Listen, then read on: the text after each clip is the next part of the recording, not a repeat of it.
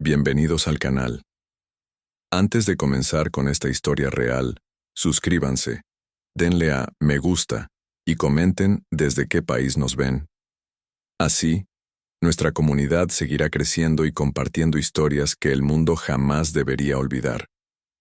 La noche del 13 de enero de 2012, el mar Tirreno estaba en calma, reflejando las luces del Costa Concordia como un vasto y sereno espejo.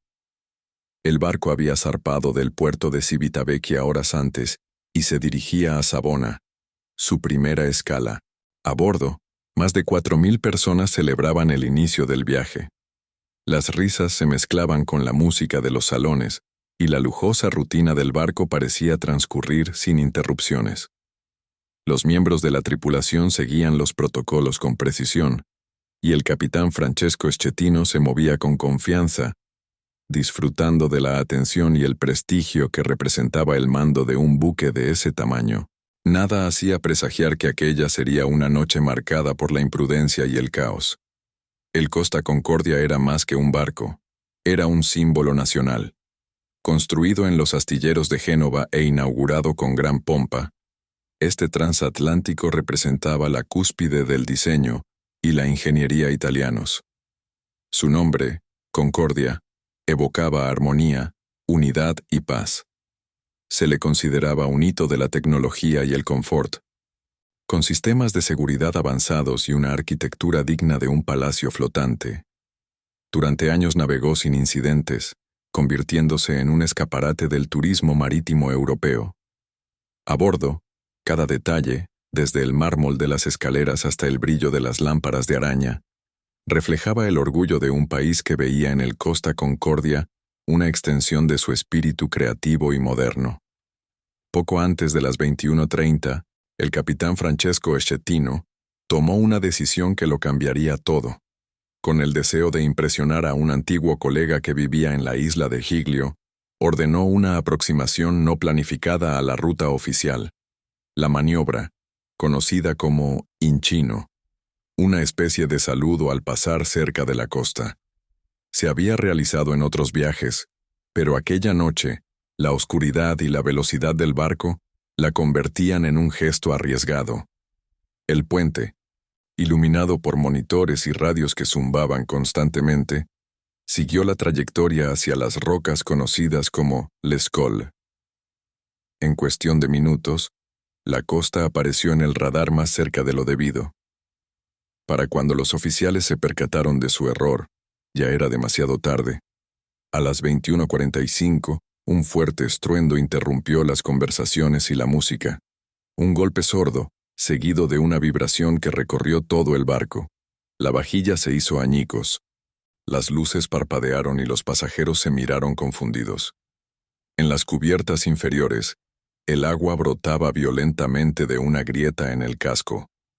El Costa Concordia había chocado contra las rocas, abriendo una brecha de más de 50 metros de ancho. En el puente, Schettino intentaba comprender la gravedad de los daños, pero los mensajes de los equipos de mantenimiento eran alarmantes. En cuestión de minutos, el barco comenzó a escorarse lentamente y la sensación de seguridad se transformó en incertidumbre. En los primeros minutos tras el impacto, la tripulación intentó mantener la calma y controlar la situación. El capitán aseguró a los pasajeros que se trataba de un problema eléctrico y les pidió que permanecieran en sus camarotes. Pero, mientras los anuncios intentaban tranquilizarlos, el barco seguía inclinándose. Los vasos se deslizaban de las mesas, los muebles empezaban a moverse y el suelo dejó de ser plano. La tripulación, confundida y mal informada, se enfrentaba a órdenes contradictorias. Algunos oficiales ordenaban preparar los botes salvavidas. Otros esperaban la autorización formal del mando. Afuera, la oscuridad era total. El Costa Concordia había perdido energía, dejando a más de 4.000 personas sumidas en una oscuridad aterradora. Con el paso de los minutos, el pánico se extendió. Los pasajeros buscaban desesperadamente a sus familiares.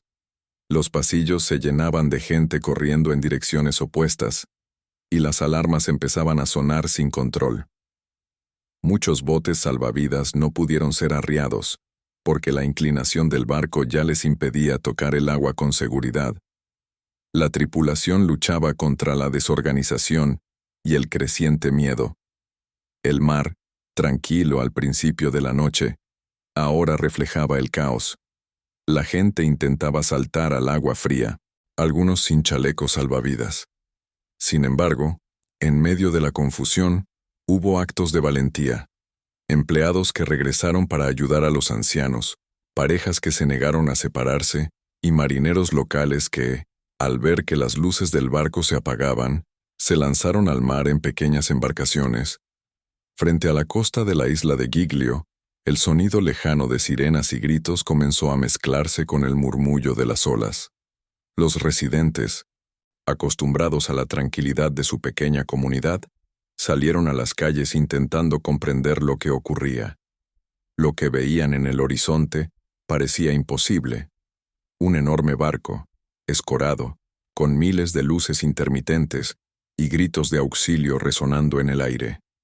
En cuestión de minutos, pescadores y dueños de pequeñas embarcaciones se lanzaron al mar. Sin esperar órdenes oficiales, comenzaron a rescatar a las personas que flotaban en la oscuridad. Cada viaje de regreso era una carrera contra reloj, cuerpos temblando de frío, niños llorando, pasajeros en estado de shock. La isla se había convertido repentinamente en el primer refugio ante una catástrofe mundial. Mientras los equipos de rescate de la Guardia Costera italiana intentaban coordinar la evacuación, los habitantes de Giglio abrieron sus puertas. Iglesias, escuelas y casas se transformaron en refugios improvisados. Los supervivientes recibieron mantas, té caliente y ropa seca. Algunos estaban descalzos, otros heridos o desesperados. Muchos lloraban en silencio, incapaces de comprender cómo un barco tan imponente había sucumbido al mar.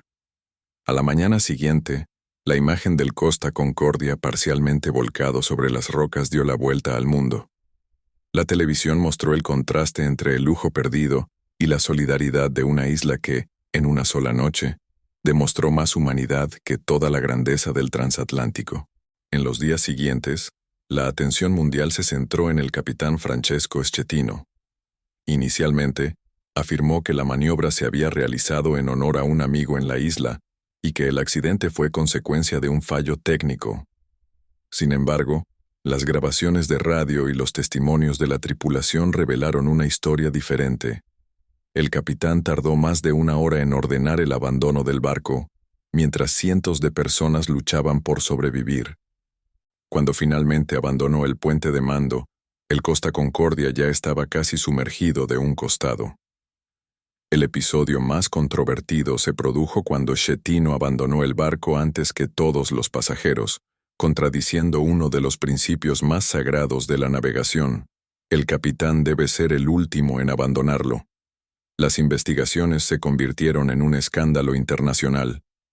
La Fiscalía italiana acusó a Schettino de homicidio involuntario, abandono del barco y negligencia grave. El juicio, retransmitido en directo, puso de manifiesto fallos estructurales en la cadena de mando y deficiencias en la formación de la tripulación. Las familias de las víctimas exigieron respuestas, mientras que los expertos debatían si el desastre fue únicamente consecuencia de un error humano o de un fallo sistémico. En 2017, el tribunal ratificó la condena, 16 años de prisión. Ante la opinión pública, Schettino se convirtió en un símbolo de irresponsabilidad, un hombre cuya vanidad destruyó no solo un barco, sino también la confianza en un icono nacional. En los meses posteriores al hundimiento, el Costa Concordia permaneció varado frente a la isla de Giglio, un recordatorio constante de la tragedia. El pecio de 114.000 toneladas yacía inclinado, semisumergido, corroído por la sal y el paso del tiempo. El barco, que antaño había simbolizado el lujo y la modernidad, se había convertido en un monumento al error humano. El desafío era colosal: retirar una estructura de tal magnitud sin causar un daño ambiental catastrófico.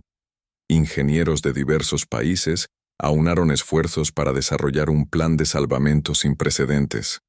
La operación, denominada Proyecto Parbuckling, involucraría a cientos de profesionales, plataformas submarinas y gigantescos cables de acero. Cada paso se transmitiría en directo, como si el mundo esperara presenciar una suerte de redención colectiva.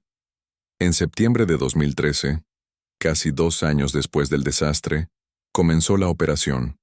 Durante 19 horas ininterrumpidas, ingenieros y buzos trabajaron bajo la lluvia y el viento, ajustando los sistemas de presión y monitoreando meticulosamente el movimiento del casco. Poco a poco, el gigante comenzó a alzarse.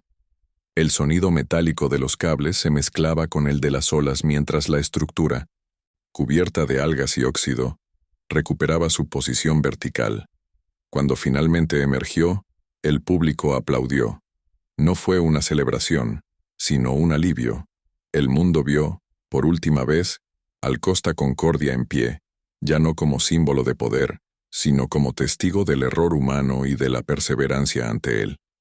Tras el rescate, el barco fue remolcado lentamente hasta el puerto de Génova, donde sería desmantelado. El trayecto, acompañado por barcos de prensa y helicópteros, se asemejó a una procesión fúnebre. El Costa Concordia navegó por aguas italianas como un cuerpo llevado a su última morada. En cada pueblo costero por el que pasaba, la gente se detenía a observar en silencio.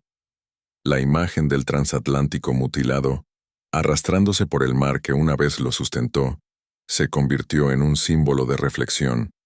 Más que un desastre marítimo, el episodio llegó a representar el precio de la negligencia y el valor de la responsabilidad, un recordatorio de que incluso las mayores creaciones humanas pueden ser destruidas por un solo acto de imprudencia. Los años siguientes trajeron consigo profundos cambios en la normativa marítima internacional. Se revisaron los protocolos de evacuación, se reforzaron los sistemas de formación y se aplicó con rigor la comunicación en caso de emergencia. Las familias de las víctimas recibieron homenajes e indemnizaciones, y la hasta entonces desconocida isla de Giglio se convirtió en un lugar de memoria. Partes del naufragio se conservaron en museos y se instalaron placas con los nombres de los fallecidos junto al mar. Para los supervivientes, el trauma permaneció vivo. El sonido de la colisión, el agua helada, el temor a no ver el amanecer. El Costa Concordia no solo se hundió físicamente, se hundió en la conciencia colectiva de un país que tuvo que afrontar sus propias limitaciones. Con el tiempo, el naufragio del Costa Concordia dejó de ser una simple tragedia y comenzó a estudiarse como un caso emblemático de la era moderna. Universidades, escuelas navales y centros de investigación analizaron cada detalle, desde la decisión del capitán hasta la respuesta de las autoridades. La historia reveló claramente la fragilidad de la confianza humana en las máquinas y los sistemas. Demostró que la tecnología, por muy avanzada que sea, no sustituye el discernimiento ni la responsabilidad. Para muchos, el desastre fue el punto de inflexión que puso de manifiesto el peligro del exceso de confianza. El mar, silencioso e implacable, nos recordó una vez más que nunca debe subestimarse. Hoy, más de una década después, el nombre Costa Concordia aún carga con el peso de lo sucedido aquella noche. El barco desapareció, pero su historia permanece como una advertencia. Con cada nuevo crucero que zarpa de un puerto italiano, hay quienes recuerdan las luces que se apagaron frente a la isla de Giglio. La tragedia transformó el orgullo en duelo y el lujo en una lección. Lo que comenzó como un símbolo de modernidad terminó siendo un ejemplo de humildad. Porque, aquella noche de enero de 2012, el mundo descubrió que incluso los gigantes pueden caer. Si esta historia te conmovió, apoya el canal, dale a me gusta, suscríbete y escribe en los comentarios desde dónde estás viendo este video. Tu participación ayuda a mantener viva la memoria y a compartir más relatos históricos como este.